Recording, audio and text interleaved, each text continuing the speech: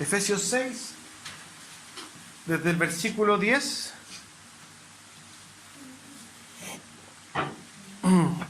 al versículo 24. Perdón, hasta el versículo 21. Vamos a leerlo todo, de todos modos. Ojalá que podamos aprenderlo. Vamos a leerlo todas estas veces que estemos en la serie. No, vamos a leer hasta el 24. Vamos a leer hasta el 24. Vamos a leerlo todo. Dice así la palabra de nuestro Dios. Por lo demás, hermanos míos, fortaleceos en el Señor y en el poder de su fuerza. Vestíos de toda la armadura de Dios para que podáis estar firmes contra las asechanzas del diablo. Porque no tenemos lucha contra sangre y carne, sino contra principados, contra potestades, contra los gobernadores de las tinieblas en este siglo, contra huestes espirituales de maldad en las regiones celestes. Por tanto, tomad toda la armadura de Dios para que podáis resistir en el día malo. Y habiendo acabado todo, estar firmes. Estad pues firmes, ceñidos vuestros lomos con la verdad, y vestidos con la coraza de justicia, y calzados los pies con el apresto del Evangelio de la paz. Sobre todo, tomad el escudo de la fe, con que podáis apagar todos los dardos de fuego del maligno. Y tomad el yelmo de la salvación y la espada del Espíritu, que es la palabra de Dios. Orando en todo tiempo, con toda oración y súplica en el Espíritu, y velando en ello con toda perseverancia y súplica por todos los santos. Y por mí, a fin de que al abrir mi boca me sea dada para dar a conocer con denuedo el misterio del Evangelio, por el cual soy embajador en cadenas, que con denuedo hable de él como debo hablar, para que también vosotros sepáis mis asuntos y lo que hago. Todo lo hará saber Tíquico, hermano amado y fiel ministro del Señor, el cual envía a vosotros para esto mismo, para que sepáis lo tocante a nosotros y que consuelo vuestros corazones. Pase a los hermanos y amor con fe, de Dios Padre y del Señor Jesucristo. La gracia sea con todos los que aman a nuestro Señor Jesucristo con amor inalterable. Amén. Les voy a pedir a todos que tomen atención.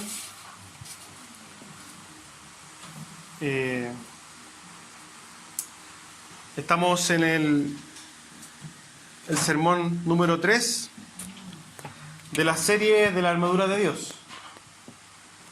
En los primeros sermones pudimos comprender que nosotros como humanos somos débiles,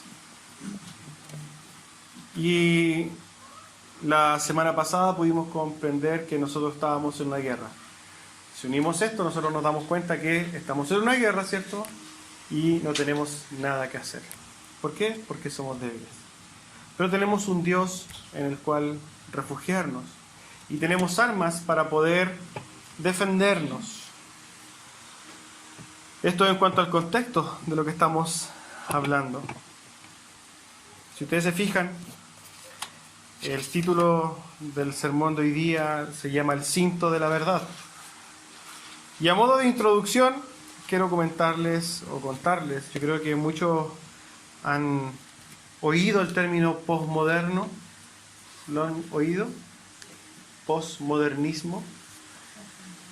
El posmodernismo dentro de la filosofía nace o se desarrolla fuertemente en los años 60. ¿Y cómo podemos entenderlo? Lo que hace el posmodernismo es atacar el logos. Esa es la fuente de este movimiento, de este pensamiento. Ahora, ¿qué es el logos? El logos es palabra. Lo que hace el posmodernismo es atacar la palabra, es decir, ya no hay verdades absolutas. Ya no existe una verdad, sino que existen muchas verdades. Y lo que está escrito, los mega relatos, los relatos históricos de la humanidad, nada es cierto. Todo es evaluable. Todo es relativo. Todo no es verdad. Al decir que no hay verdades absolutas, ninguna es verdad. Bajo ese punto de vista, entonces, como ya no hay verdades absolutas, cada uno de nosotros puede tener su propia verdad. Y nosotros podemos ver las consecuencias de este relativismo en nuestra sociedad. Hoy día ya no hay hombres y mujeres. Esa es tu verdad. Nosotros creemos que existen otras verdades. Y hoy día, en cuanto a los géneros, hay como 50 géneros. Siendo que Dios hizo 2 géneros, hombre y mujer. Hace 100 años nadie se hablaba de estos géneros, multigéneros. ¿Por qué? Porque la sociedad comprendía que existían 2 verdades. O sea, perdón, una verdad y 2 géneros, hombre y mujer. Y cualquiera que atentaba con eso, por todos los demás era apagado al tiro, era hasta insultado, era desechada esa forma de pensar. Hoy día no. Hoy día cualquiera se puede parar con una forma de pensar diferente y se tiene que, entre comillas, respetar. Esto que nosotros vemos en nuestra sociedad es producto de este pensamiento posmoderno. Hoy día, ¿cierto?, quieren abortar, ¿cierto? Ya esta verdad, que estos asesinatos ya no es una verdad absoluta, sino que empecemos a ver otras cosas. ¿Pero por qué? No es tan así. Empecemos a ver, es tu verdad, este es mi cuerpo, este es mi derecho, etcétera, etcétera. Y la verdad que hoy día existe este problema en la sociedad. Hoy día por eso nosotros no podemos razonar muchas veces con la sociedad. Porque cuando tú llegas a decirle a una persona, oye, la Biblia es la palabra de Dios, ¿cierto? Y esta es la verdad, ella te va a decir, bueno, es que esa es tu verdad. Yo tengo mi propia verdad. Y tienes que respetarme como yo quiero ver, como yo pienso de la vida eterna. Pero hay un problema con esto. Y es que la verdad esa es exclusiva. No hay 2 verdades. Yo siempre pongo este ejemplo. Mucha gente dice, no, es que yo cuando vaya al cielo me voy a convertir en un ser de luz, que esto está de moda. Porque soy un ser de luz, me voy a convertir en energía. Siendo que uno le está diciendo, oye, si tú no tienes a Cristo, tú te vas a ir al infierno. Esto es lo mismo de que decirle a alguien que está en medio de la calle, oye, viene un camión a toda velocidad, y tú decides no creerlo. Es decir, no, es que en mi realidad no viene nada. Aquí no va a pasar nada, porque yo creo que no va a pasar nada. Crea lo que crea esta persona, ese camión va a pasar y lo va a hacer carne molida. Asimismo va a pasar con todos aquellos que hoy día dicen, no, es que no existe un Dios, no, es que yo me voy a convertir en ser de luz, etc. La verdad es una, y esas personas lamentablemente van a irse al infierno. Van a ser receptoras de la justicia, de la ira de Dios, por más que decidan creer lo que decidan creer. Cuando nosotros hablamos de la verdad es sumamente importante. La consecuencia entonces del pensamiento posmoderno es que se ha trivializado la verdad. Ya la verdad no importa, tú tenías la verdad, no importa la verdad. Pero al trivializarse la verdad, la mentira ha florecido. La mentira se ha vuelto algo normal. Fíjense que hay una estadística que dice que a la edad de los 4 años, ¿cierto?, 90% de los niños han aprendido claramente el concepto de mentir. Pero lo peor de esto es que, según estudios que se han realizado, se estima que el 60% de los adultos no puede tener una conversación de 10 minutos sin mentir. O sea, usted se pone a conversar 10 minutos con alguien, el 60% de la gente, y miente. Lo peor de todo es que al mentir hoy día la gente no siente nada. La palabra de las personas hoy día no vale nada. Hace mucho tiempo atrás, la palabra de un hombre era valiosa. Era algo que era como una firma de hoy día. Hoy día hay que firmarlo todo porque ya todo lo que tú digas no sirve. La gente toma la mentira como el pan de cada día y no sienten ni una vergüenza por mentir. Hoy día la mentira está a la orden del día. Y todos mienten, todos mentimos muchas veces. Y eso es pecado, hermanos. Cuando hablamos de la verdad existe una paradoja, y quizás le sirve a usted para refutar o para enseñarle a las personas que tienen este pensamiento relativista que su forma de ver estas cosas es totalmente inconsecuente. Cuando una persona dice, y esta es la paradoja, pero espero que la puedan entender, cuando una persona dice que todas las verdades son verdades, se va a topar con un problema. Y es que hay verdades que reclaman exclusividad. Por ejemplo, el cristianismo. El cristianismo reclama exclusividad y dice que todo lo demás es mentira. Ahora, si ustedes se ponen y empiezan a decir todas las verdades son aceptables, si tú aceptas mi verdad del cristianismo y el cristianismo dice que todas las demás son falsas, entonces entras en una paradoja.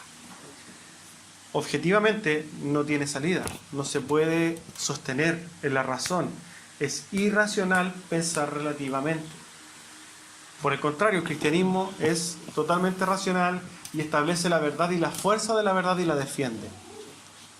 Y en base a eso, avanza. Bueno, vamos entonces al texto porque tenemos que analizar qué nos está diciendo Pablo respecto de esto de la verdad.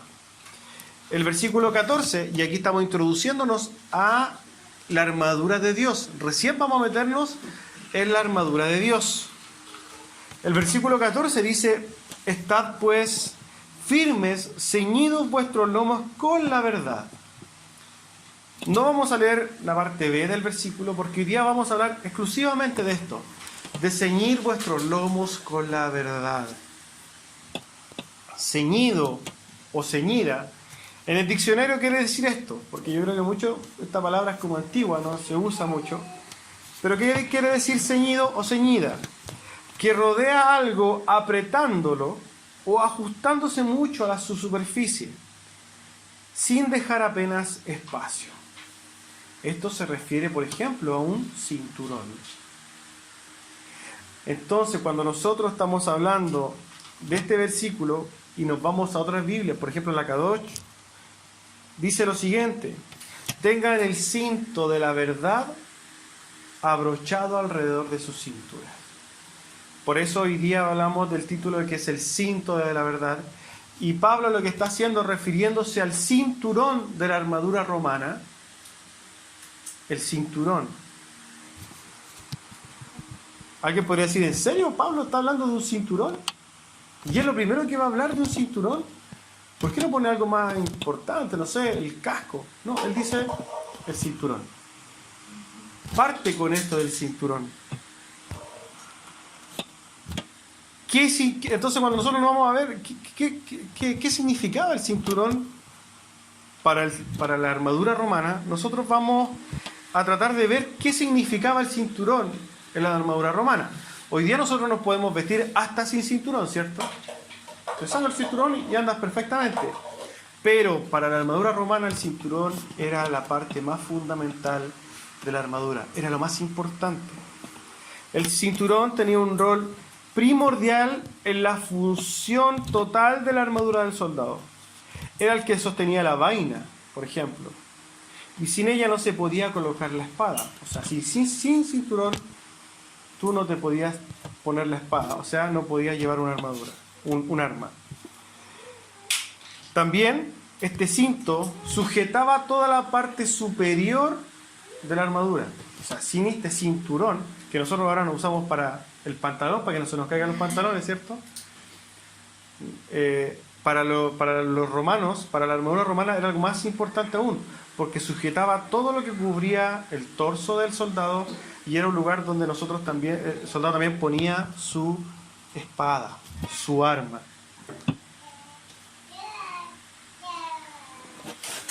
Matthew Henry dice en su comentario: el cinturón ciñe todas las otras partes de la armadura romana. La verdad debiera adherirse a nosotros como el cinturón se adhiere al cuerpo. ¿Qué quiere decir con esto? ¿O qué representa en cuanto a la armadura romana? Pablo está hablando del cinto de la verdad. ¿cierto? Para nosotros, la verdad es la que debería afirmar todo lo que nosotros creemos del cristianismo. La verdad debería ser la que nos rodea y la que nos da firmeza para utilizar todas las otras armas. Y esto lo vamos a poder desarrollar un poquito más adelante. Este cinturón no era un simple adorno para el soldado, no era como algo bonito que se llevaba, sino una parte esencial de su equipo. Pasaba alrededor de su espalda y al final de la coraza, que era el apoyo de la espada, y era de uso especial para el soldado porque mantenía todas las partes de la armadura en su lugar. El cinto para el soldado romano era fundamental. Asimismo, la verdad para nosotros tiene que sostener todo lo demás. A la vez garantizaba la postura correcta del soldado y le daba la libertad de circulación. O sea, cuando el soldado romano tenía su cinturón bien puesto, podía moverse con libertad, podía estar seguro a la vez. Y asimismo nosotros como hijos de Dios, cuando estamos protegidos por la verdad, vamos a poder movernos seguros y vamos a poder movernos en libertad. Andar en la verdad, hermanos, y haciendo la analogía que está haciendo Pablo, andar en la verdad asegurará, sustentará y nos dará libertad para todo lo que hagamos como hijos de Dios. R.C. Sproul dice, si distorsionamos, por ejemplo, el Evangelio, esa distorsión influenciará y afectará todo el resto de lo que creemos en la fe cristiana. Y la verdad es fundamental, hermanos. ¿Por qué? Porque en base a lo que consideremos verdad, nosotros vamos a actuar. La verdad es como un fundamento sólido. Piensen en esto.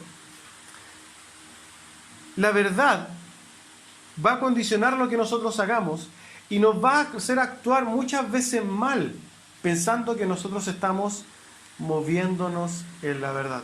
Un ejemplo de esto, y quiero un ejemplo que no tiene nada que ver con el cristianismo, pero usted se ha dado cuenta que los ladrones, lanzas internacionales, o cualquier tipo de ladrón, él dice que sale a trabajar. Él sale a trabajar y él considera que eso es una verdad. Él puede estar delinquiendo para el resto de toda la gente, pero su verdad, que él dice que va a trabajar y se siente bien con eso, afecta a todos los demás. Las mujeres que quieren abortar y dicen que es su cuerpo, esa mujer cree que es su cuerpo, lo ve como una verdad, lo ve como su verdad y la defiende. Pero esa verdad que ella cree afecta a toda una sociedad y por sobre todo afecta a un ser vivo al cual le quita todos sus derechos. El homosexual, por ejemplo, se justifica diciendo que nació así, porque eso es lo que cree. Él vive entendiendo esa verdad, pero eso no es una verdad. Pero él en su verdad se mueve. Llevémoslo al cristianismo. Muchos pastores, hermanos, piensan que están enseñando verdad, pero están enseñando falsas enseñanzas, falsas doctrinas. Están enseñando muchas veces tremendas herejías, pensando que están en la verdad. Ahora pensemos en ellos como un soldado. Ellos serían como un soldado que va sin cinturón y que de repente va a la lucha y se le empiezan a caer las partes de la armadura. Y de hecho ni siquiera lleva espada, porque ¿dónde la sujeta? ¿Qué pasa con la gente que recepciona esta enseñanza? Va a estar peor armada aún que el mismo pastor en este caso. ¿Cuántas personas con muy buenas intenciones viven un evangelio que no tiene nada que ver con la voluntad de Dios? Y este es el problema que Pablo está diciendo. Estamos hablando de una guerra espiritual. Estamos hablando de cómo hacer cómo ejercer esta guerra espiritual, cómo batallar, cómo defendernos. ¿Se acuerdan que cuando terminamos el sermón, el sermón de la semana pasada, en la exhortación final hacíamos una especie de analogía de una guerra, ¿cierto? Donde habían hermanos cristianos que estaban dando una batalla contra nadie, que estaban pegándole espadazos a los árboles, y otros que estaban dormidos porque no se daban cuenta que estaban en una guerra propiamente tal, digamos, y estaban haciendo una guerra diferente. Es lo mismo que pasa acá. Muchos hermanos, como no están en la verdad, están dando una batalla que no tienen que dar. Estas personas que, por ejemplo, están metidas en este movimiento de la guerra espiritual y andan sacando demonios por todos lados, están totalmente siendo víctimas de Satanás. Lo que realmente le está diciendo Dios, protéjanse, ellos están haciendo algo totalmente diferente. La guerra espiritual, ¿cierto?, era levantarse contra, defender o apagar todos estos levantamientos de razonamientos en contra del conocimiento de Dios, ¿cierto? Pero ellos no están preocupados de la verdad, están preocupados de hacer cualquier tontera. Por eso es tan importante, hermanos, que nosotros estemos protegidos por esta verdad. Porque mientras nosotros estemos protegidos por esta verdad, vamos a poder movernos en la voluntad de Dios. Muchas personas, hermanos, en las iglesias cristianas han tomado este pensamiento posmoderno y dicen, bueno, si la verdad no importa. Mira, tú crees esto y yo creo lo otro, pero podemos ser amigos. Y podemos, si total no importa. Pero Dios no nos llama a eso. Lo que está diciendo Pablo es ahí, rodéense de la verdad. La verdad, y lo pone como lo primero, dando un énfasis especial en la verdad.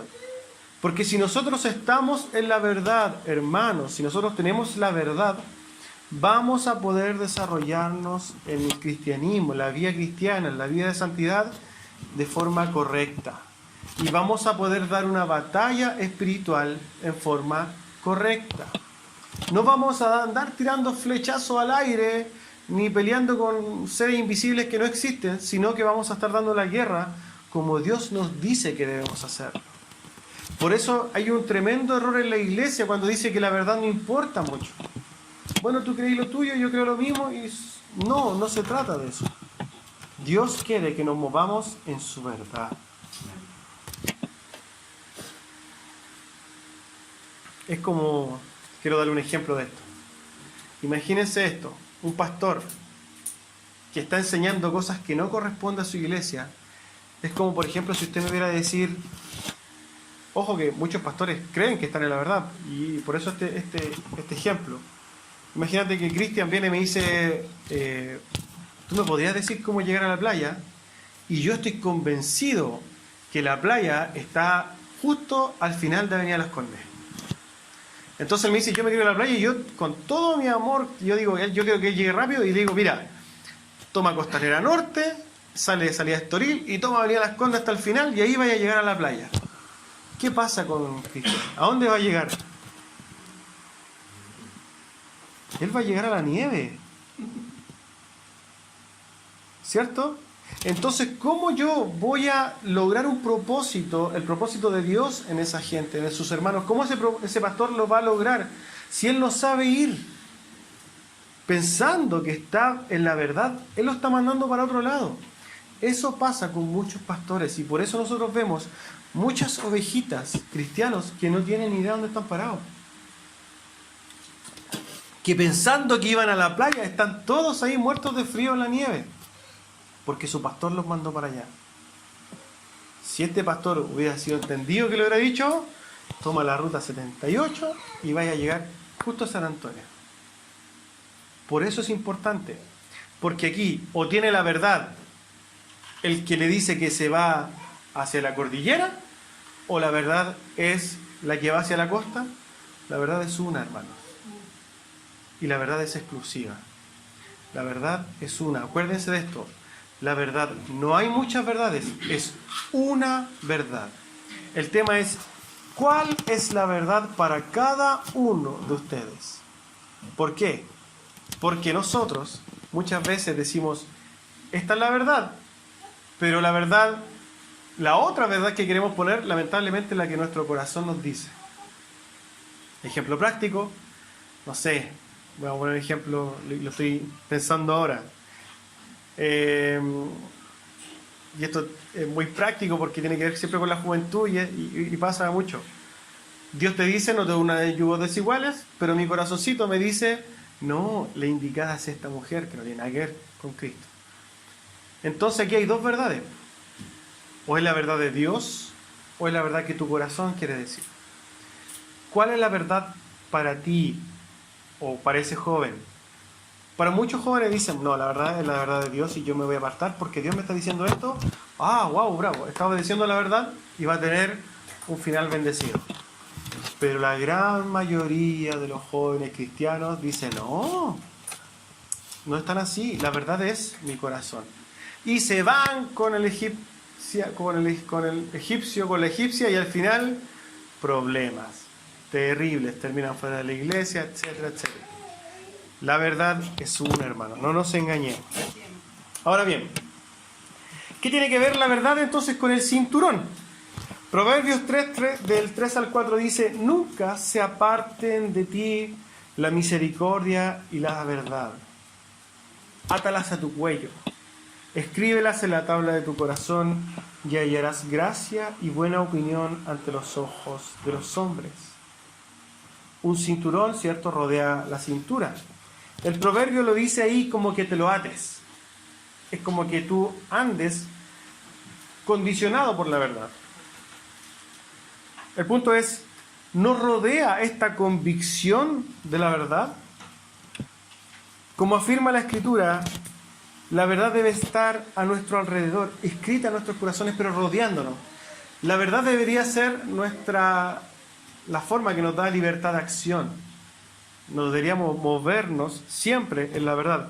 Por eso Pablo usa esta referencia, porque, volviendo a los romanos, porque el cinturón sujetaba todas las cosas. Efesios, ¿cierto?, nos dice que tenemos que estar ceñidos nuestros lomos con la verdad. Nosotros tenemos que estar así como apretados con la verdad. Tenemos que andar vestidos con la verdad. La verdad debe estar apretada como un cinturón para defendernos de las mentiras y a todos los razonamientos que se levantan contra el conocimiento de Dios, o sea, para dar esta guerra espiritual. ¿Cuáles son los riesgos entonces de no usar este cinto de la verdad? Primero, vamos a andar en una mentira. Lo primero que podemos comprender entonces es que seremos engañados por el pensamiento de la sociedad. Romanos 12:2 dice, no os conforméis a este siglo, sino transformaos por medio de la renovación de vuestro entendimiento. ¿Para qué? Para que comprobéis cuál sea la buena voluntad de Dios, agradable y perfecta. Pablo le escribió a los romanos diciéndoles, no se conformen a la sociedad de ese tiempo. Ahora nosotros no nos conformemos a la sociedad de este tiempo, ni a los razonamientos posmodernos de este tiempo. Porque la gente piensa que maduró su pensamiento, cada individuo piensa que maduró un pensamiento y razonó. Pero la verdad es que pescó cosas de todo lo que la sociedad le dijo y encontró que sí, que estaba bien. Ah, sí. Y armó una ensalada de todo lo que la sociedad dice. Y eso es lo que la gente reproduce, no ha desarrollado. En parte, volviendo a lo que Pablo le está diciendo, esto significa no ser partícipes de un sistema de creencias como la tiene el mundo. Hoy día todos van a la Vázquez caminando para allá. Eso es anti Dios. Y mucha gente le dice, oye, vamos a la Vázquez, sí, ahí tú podés pedir un deseo, un milagro, todo el tema. ¿Y qué hace la gente que no entiende, que no tiene cómo defenderse de esta guerra espiritual, ¿cierto? Ah, vamos, pues. Y va y la pasa súper bien, porque al final la pasan súper bien, y van caminando, se asolean, llegan cansados, los otros días duermen todo el día. Y eso le causó satisfacción. Y ahí todos los años vamos a los Vázquez. Como cristianos, nosotros sabemos que hay verdades y estas verdades son absolutas. El mundo en que nos vivimos nos enseña que la verdad es lo que hacemos, que cada uno tiene una verdad diferente, que el bien y el mal son relativos y que no hay absolutos. Solo opiniones igualmente válidas. Pero la Biblia enseña que la verdad, primero que es la palabra de Dios, y que el bien y el mal están definidos por Él, por Dios. Y que hay absolutos, y esos absolutos son absolutos, inamovibles, y que no pueden ser influenciados por la opinión de nadie. La verdad entonces está establecida en la eternidad y es dada por Dios. El primer problema, el primer riesgo que tenemos de no andar en la verdad, claramente va a ser el ser engañados. ¿Por quién? Por la sociedad. Segundo, ser partícipe o cómplice sin intención en las mentiras. Por eso Pablo le escribe a Timoteo y le dice: procura con diligencia presentarte a Dios aprobado, como obrero que no tiene de qué avergonzarse, que usa bien la palabra de la verdad. Y de esto nosotros nos podemos dar cuenta de el ejemplo del pastor que manda, ¿cierto?, a la gente a la cordillera, siendo que le pide que lo mande a la costa. Un pastor que no maneja la palabra de verdad, o usted mismo, hermano, que usted empieza a guiar a otro y no conoce la Biblia, la pregunta es: ¿para dónde lo está llevando? Si usted no está en la verdad, si usted no conoce la verdad, ¿qué le va a estar enseñando? Y eso pasa mucho en los hermanos. Por eso la responsabilidad de conocer las Escrituras no es única para el pastor. No es solamente mi responsabilidad conocer la palabra. Es responsabilidad de cada uno de ustedes estar vestidos con el cinto de la verdad. Porque lo que usted reproduzca, hermano, otros lo van a escuchar. Y usted va a ser responsable de lo que está enseñando. Si usted tiene una persona, por ejemplo, en problema, y usted le dice: pero es que tú no has cortado tus maldiciones, repite conmigo, usted le está enseñando una herejía a esa persona, y muchas veces lo hace con la mejor de las disposiciones. Pero usted está siendo herramienta de diablo, herramienta de Satanás para confundir a sus hijos. Ojo con esto, hermano. Necesitamos desmenuzar correctamente la palabra de verdad para saber en qué creemos y por qué. Y fíjese, haciendo esta referencia con la armadura de Dios, si no estamos en la verdad, ¿qué fe vamos a tener? Si yo no estoy con la verdad, yo voy a ser salvo, por ejemplo, por obras, ¿o no? ¿Cuántos millones y millones y millones de católicos que no están en la verdad tienen una fe que está puesta en sus obras? Y tienen una fe puesta en sus obras, ¿por qué? Porque no tienen la verdad. Por eso Pablo parte poniendo la verdad como primera cosa. Lo más terrible, ¿cuántas iglesias evangélicas tenemos donde muchos, entre comillas, hermanos, también son salvos por obras? Porque no están en la verdad. Si no estamos en la verdad, entonces, ¿qué salvación tendremos? ¿Podrá ser salvo alguien que está en la mentira? Uy, fuerte, ¿cierto? Si no estamos en la verdad, ¿cómo vamos a utilizar la palabra y cómo la vamos a enseñar? Ojo con esto. Tercer riesgo de no estar en la verdad es claramente no tener discernimiento. Primera de Tesalonicenses 5, el 21 al 23 dice: examinadlo todo, retened lo bueno y absteneos de toda especie del mal. Fíjense que yo he escuchado decir esto, gente que utiliza también muy mal la palabra, que escucha falsos profetas, ¿cierto? Y dice: no, porque tú tienes que escucharlo todo y retener lo bueno. No, no es así la cosa. No, es que Cash Luna dijo 100.000 herejías y dijo algo bueno, y eso es lo que tenemos que tomar. No. ¿Cómo sabremos entonces diferenciar la verdad de la mentira si no estamos en la verdad? Esto es como alguien que es daltónico. Perdón si hay alguien presente, pero es como alguien daltónico, que dice: oye, no, es que este es amarillo y este es rojo. ¿Cómo vas a diferenciar tú si tú no sabes lo que es rojo y verde? No sabes, vives en un mundo diferente. Estar en la verdad, hermanos, nos va a dar seguridad de saber: esto está bien. Y lo que no es esto, está mal. Alguien dijo por ahí, el hombre que no estudia la Biblia confunde la herejía con la voz de Dios. Y eso pasa mucho. Es que vino el profeta Juanito y dijo tal y tal cosa. Dijo la tremenda herejía. Pero Dios lo dijo, para esta persona Dios lo dijo. No. Y esto pasa mucho en las iglesias. Debemos conocer y defender la verdad de Dios. Juan Calvino dijo lo siguiente: un perro ladra cuando su amo es atacado. Yo sería un cobarde si es atacada la verdad de Dios y permanezco en silencio. Mi pregunta es para nosotros: ¿qué tan seguro está su cinturón de la verdad?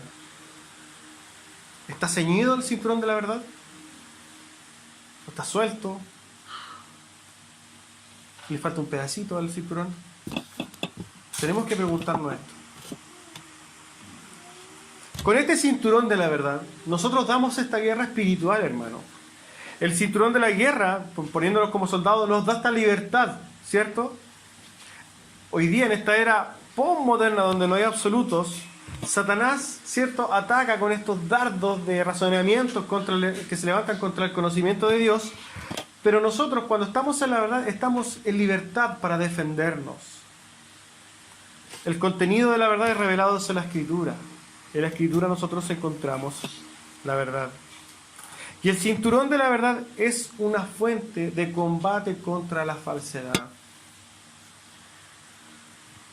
Durante un año, el rey David mintió. Mantuvo una mentira.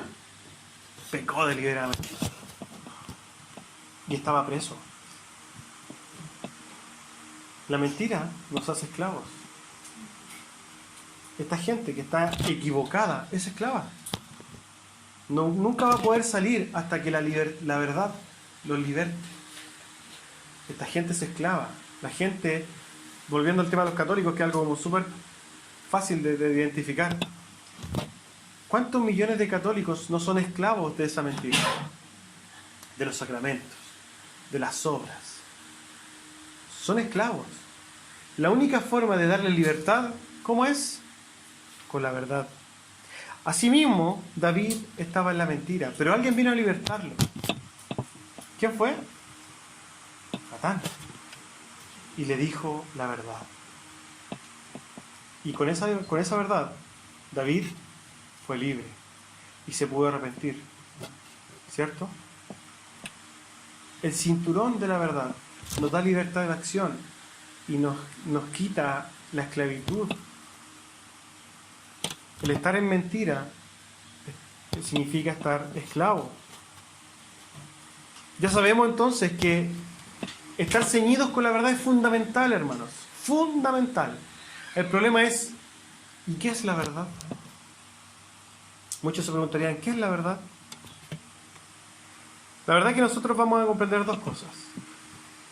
Es que Cristo es la verdad y que su palabra es la verdad.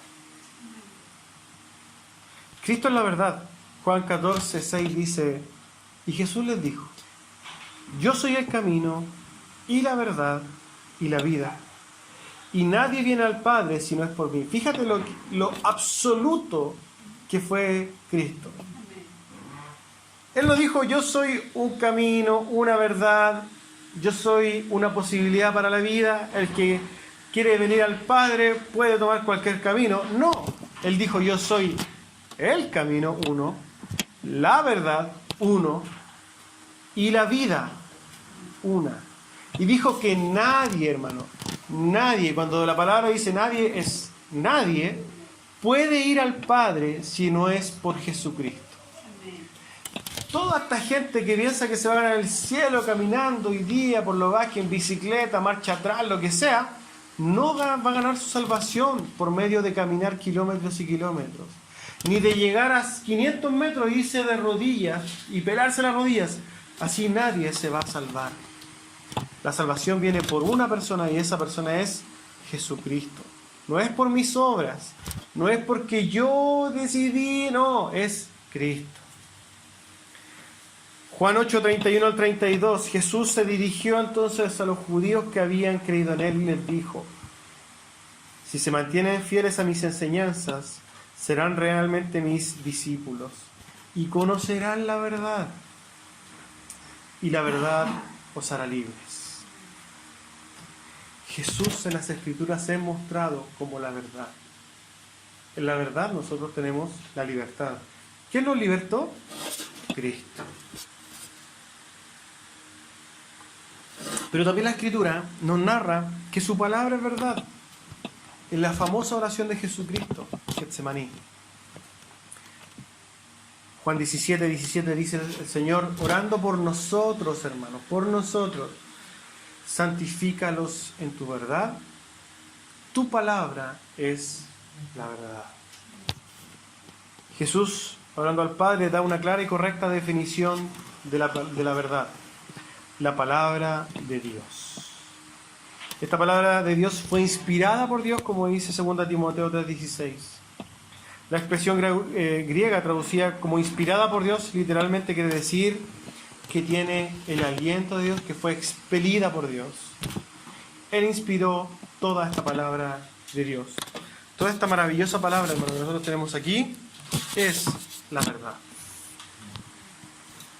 Entonces tenemos dos cosas que son la verdad: la palabra de Dios y Cristo. ¿Y qué relación tiene Cristo con la palabra? Debemos comprender que Jesucristo y la palabra de Dios son uno. Fíjense lo que dice Juan 1:1, uno de los pasajes que yo más admiro de la Biblia. En el principio era el verbo, el logos, la palabra. ¿A quién se refería? A Cristo. Y el logos, la palabra, Cristo, era con Dios. Y este verbo, logos, palabra, Cristo, era Dios. Juan 1:14 dice, y aquel verbo, aquella palabra, aquel logos, aquel Jesucristo fue hecho carne. Y habitó entre nosotros y vimos su gloria, gloria como el unigénito del Padre, lleno de gracia y de verdad. Y fíjense lo que dice 1 de Juan 1:1. Lo que era desde el principio, lo que hemos oído, lo que hemos visto con nuestros ojos, lo que hemos contemplado y palparon nuestras manos tocante al verbo de vida, a Jesucristo. Jesucristo es llamado el Logos. Jesucristo es la palabra. En el Antiguo Testamento, los Targumim, que eran traducciones del Antiguo Testamento, se utilizaba la palabra o el Logos para referirse a Dios. Cuando, por ejemplo, decía y Dios caminaba por el jardín del Edén, también se refería al Logos. Era la palabra. Por eso, esta relación entre Dios y la palabra era tan profunda que Juan, judío, ¿cierto?, comprendía esta profundidad del Logos con la palabra para referirse al mismo Cristo.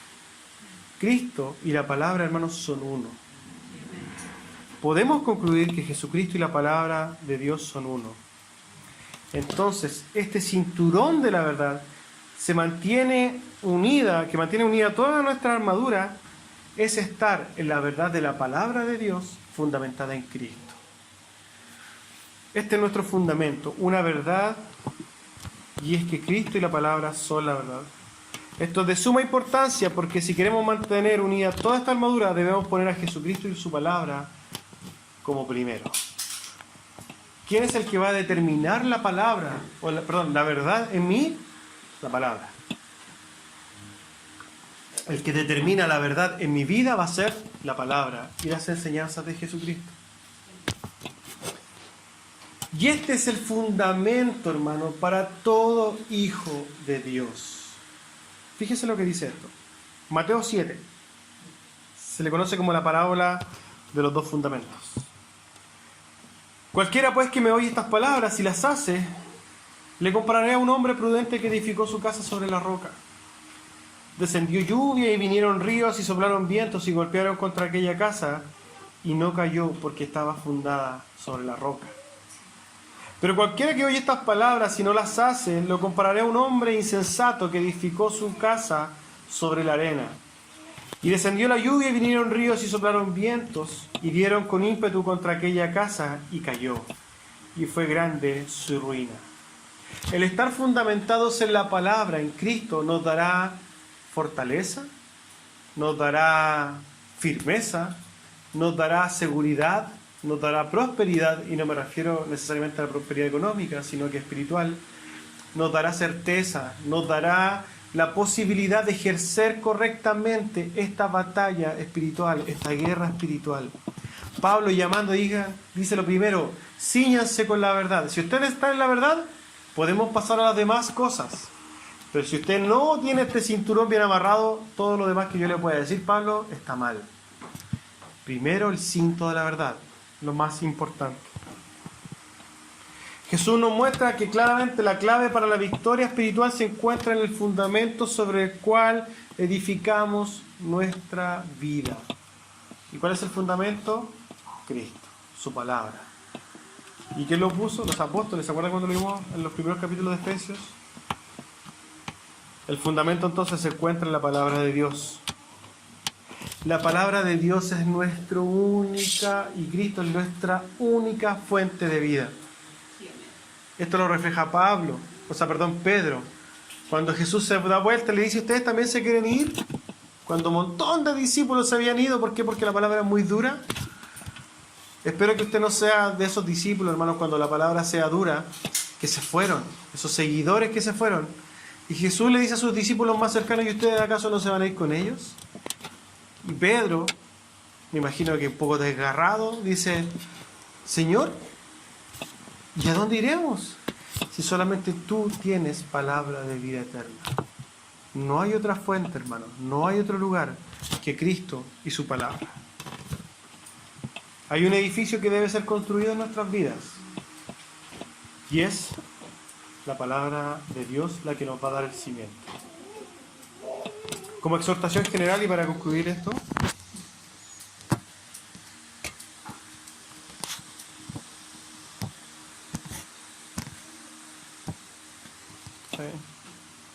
les voy a pedir que escuchen esto brevemente, la exhortación general. Al decirnos el Señor que debemos ceñirnos con la verdad, nos está dando la principal ordenanza para poder caminar en la vida cristiana y ejercer esta guerra espiritual de forma correcta. La verdad viene siendo el fundamento de todo lo que hagamos. Si no estamos en la verdad, estaremos en la mentira. No hay puntos medios. No hay intermedios, digamos, entre la verdad o la mentira. O es verdad o es mentira. La verdad es exclusiva.